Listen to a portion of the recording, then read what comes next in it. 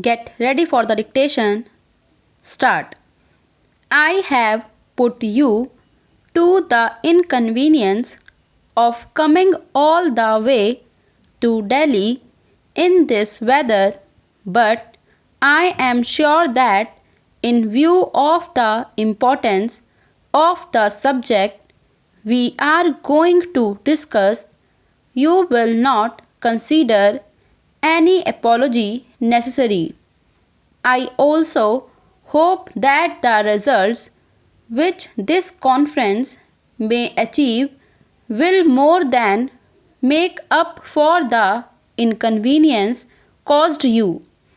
As you probably know, the government of India have initiated several schemes for youth welfare. Something has already been achieved within a short period, but a great deal remains to be done. With regard to games and sports, I have been watching the scene for some time now with increasing concern, but I have so far abstained from intervening. I believe that in such matters we should rely on voluntary efforts and self help rather than on arrangements, howsoever good, imposed from above. I understood that certain efforts were being made by persons actually concerned with sports organizations to set their house in order, and I therefore thought it best for the government to await the result of those efforts, and if those efforts bore fruit, to give all possible support to the new arrangements. It appears, however, that conditions are such that they are difficult to reform and that it will in any case be a long process. I do not wish to go into the rights and wrongs of it. I cannot, however, ignore the fact that not only are we far behind even much smaller countries in games and sports, but also that our general standards are poor and our interests meager. Sports and games have a very important role to play in the building up of a healthy nation, but one cannot say that they are playing that role in our country at all effectively. Indeed, I am not sure whether the popular interest in games and sports was not greater and standards comparatively higher 30 or 40 years ago. It is against this background that I have invited you today to consider what measures should be adopted to improve the existing state of affairs. I have deliberately not put before you any fixed agenda, as I would like you to feel free to raise whatever points you may consider specially important. It will, of course, not be possible for this conference to go into details, and we can perhaps leave that for future. We must consider the resources, both human and material, at our disposal and examine how they can be utilized to the best advantage.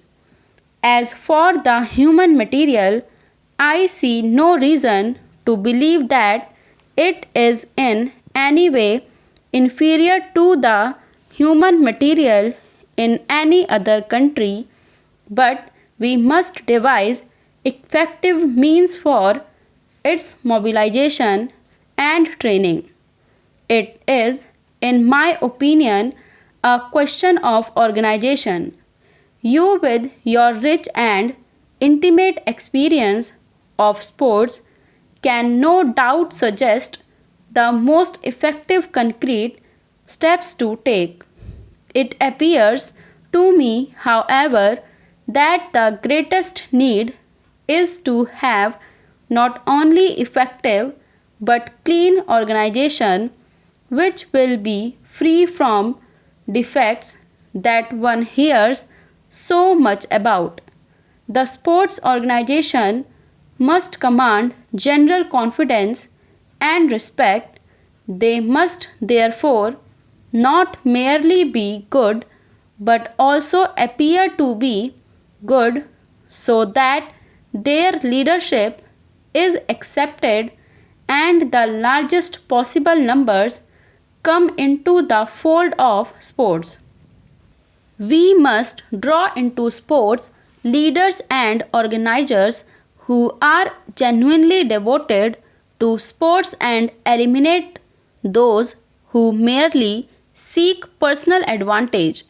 Another point which I would like to emphasize in this connection is that while the government should undoubtedly do all that lies in their power to encourage and support sports, the main responsibility must remain with those institutions and organizations which are actively engaged in the work so that sports rest on voluntary, spontaneous, and popular efforts.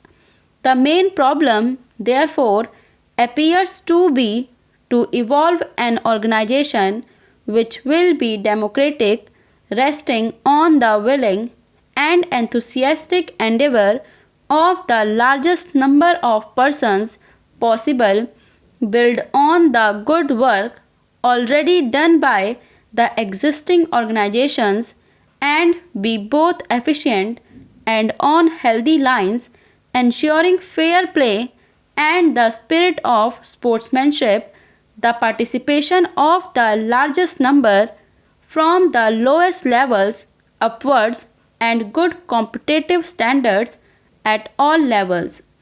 A very important part of the problem of organization is the provision of coaching and training facilities. I am aware that certain ad hoc coaching schemes were initiated in the past. Unfortunately, they were not only too few but also inadequate in their approach. It is not enough that some hurried coaching arrangements should be made in preparation for a particular competitive event.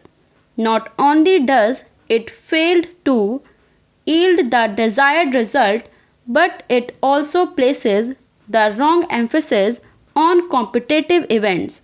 While we would all be gratified by the success of Indian participants in international contests, what is really important is not success in particular competitive events but the building up of a nation physically fit and imbued with the spirit of sportsmanship in the competitive world.